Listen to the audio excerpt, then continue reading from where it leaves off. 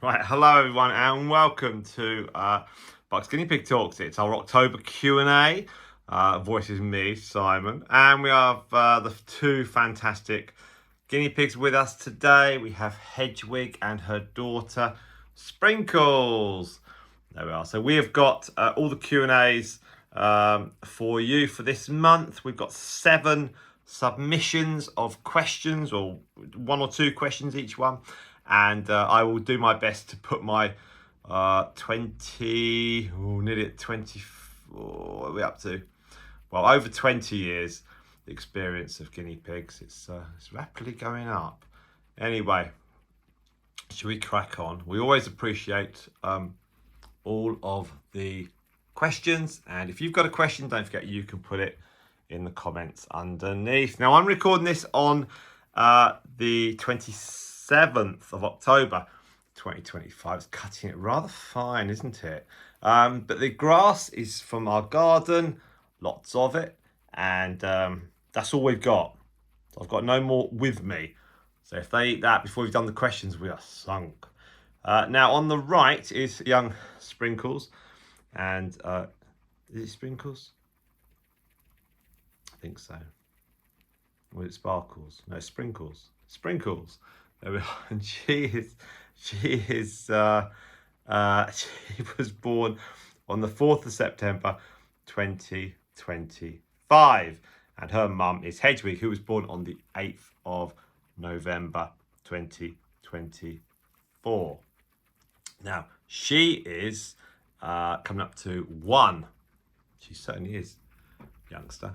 And let's go through with our questions now, submitted by our fantastic subscribers. Don't forget, you can ask your question for the November Q&A. We will get it out a lot quicker than this one. At the end of this, there's going to be some photos. Okay, so while I'm recording, I'm taking a few photos, and there'll be some cheesy music. You know the drill. And it's really popular. The music's terrible, but it's from YouTube. It's on their editing system, so we like to keep it nice and easy. Look, we've even got a Christmas mat here, made by my wife Eleanor. That'll be in use probably in November and again December. Do you know, people are already putting up Christmas decorations. That's not just the shops, that's the houses. Anyway, we're 3 minutes in, let's crack on. First question from Angela. Which of your guinea pigs had to have a toe removed, and why, and how was she during treatment and afterwards? Okay, that is the magnificent first teddy we had. That was Socrates, and there was a break on her, one of her front toes, and had to take that one off to the vets, and they x-rayed her, and they said, oh, she's got a broken toe. Now we can potentially set it, but it's very unlikely it's going to work. So let's remove it and stick a big bandage on her, and let's see if that works. And it did. So she was in for a anesthetic, then they removed it, and then she came back all chirpy and lovely, and they had a big bandage on her foot, her front left, I think it was, and she was fine. She was absolutely fine. Sadly, she passed away a few months later of an unrelated issue, but yeah, it was no problem at all. And that's from that point onwards, we always made sure we had a couple £100 tucked away for potential vet fees. That was in 2020. So you probably need a bit more than £200 now for the basics, but yeah, always a good thing. So that's with Socrates. Very beautiful teddy, who's actually the great grandmother of Xenocrates. Now, our next question is from Spot, and Spot says, do people in England water their grass like those in America? Well, in the summer, if we don't have a water ban, hosepipe ban, yes, occasionally we'll throw a load of water on the grass. But generally, no, I don't water the grass. If the guinea pigs are on the grass in the summer, don't actually worry too much about the grass. Even though we've got like 4 or 5 cages, we can move them around pretty rapidly. It just depends on the weather forecast. We're constantly looking at the weather forecast. So no, we don't actually need to water our grass. But if we can in the evening, sometimes we'll throw some water over it. But you know, a quick 10 minutes with the hose, it doesn't make a lot of difference, because if it's warm, it all gets evaporated anyway. But thank you, Spot, for that one. Our next question is from Angela. Again, you recently met Theodore the skinny pig. What was he like to hold? Do you like skinny pigs? Well, great question, Angela. Well, the thing is, that was through one of our kids' groups, and went along to an evening, and there was a guy there with some animals, and he had a skinny pig. And I said, well, any chance I could hold the skinny pig? And he was like, yeah, of course. So it was like holding a chicken, you know, when you cut it out from the supermarket and you're about to put it in the oven. So it was all sort of like skin and bone, really. I'm sure if these didn't have any hair on, they'd be similar. But it was nice. So I've always wanted to hold a skinny pig and meet one, and I've done that now. So I don't want any more. But it was interesting. Yeah, it was interesting. He was quite friendly. He'd spent the whole evening with about 30 kids, so he was a little bit tired. And you know, but you know, with animals, you've got to just be pretty quick if you're going to hold them. And I didn't want to overplay and hold him too long. So yeah, it was lovely. It was lovely. Now we have a new submission from people that we haven't had submissions from before, so we welcome those.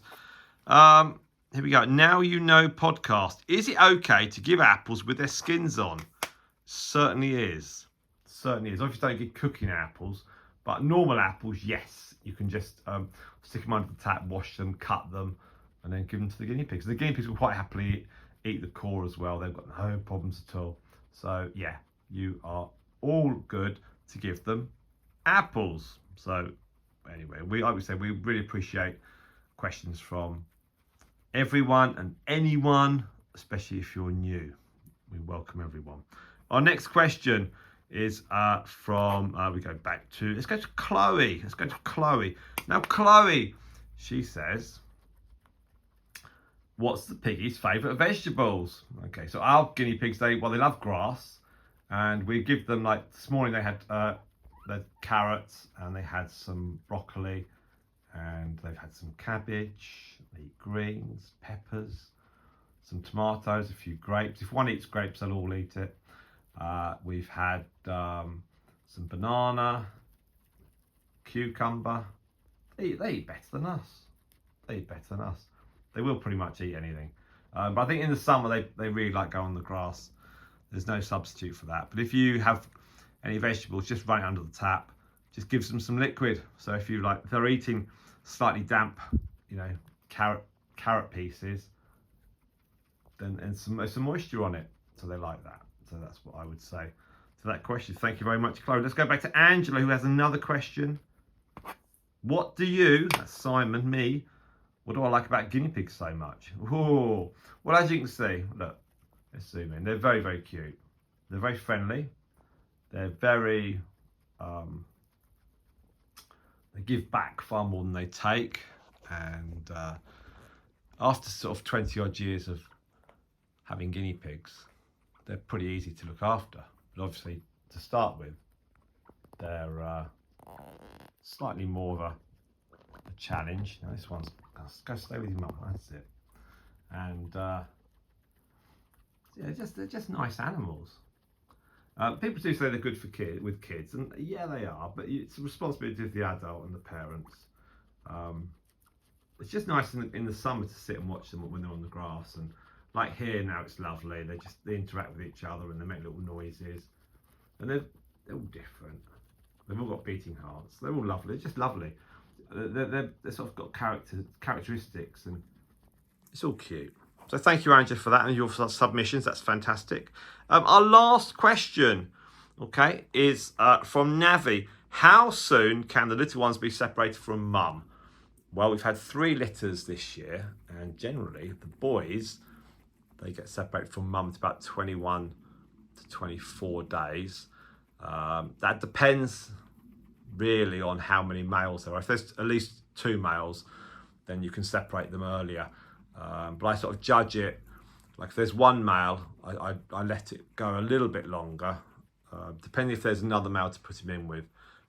So the females can stay with mum forever and a day, but the males, just get them out at about 21 days. They suddenly look really small, the males, in their own cages, but then after a bit of squeaking, they're fine. So that's that one. And now what happens if you lose the mum? Well, if you've got another guinea pig that's had babies, you can foster them off.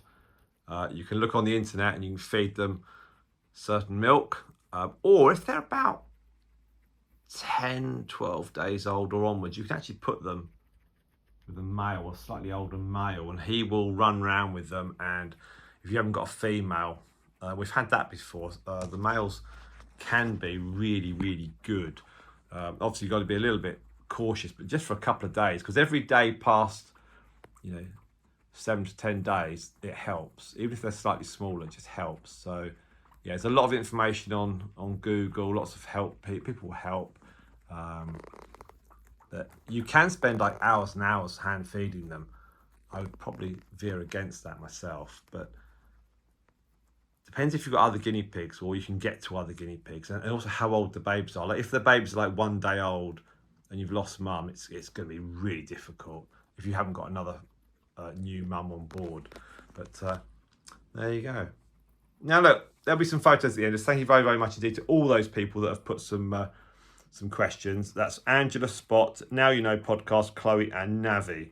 All right, we'll do another Q&A in November. It'll be much earlier than this one. I can assure you it's going to be a lot earlier in the month. If you've got the question, don't forget to stick it in the comments underneath, and we'll be back in November. Please, please, please do keep watching and supporting and liking all the videos, all the stuff. And you can, of course, watch all our videos. So from the fantastic Hedwig and from Sprinkles, we say thank you very much for watching. I'm Simon, and we'll see you all soon. Thank you now. Bye-bye.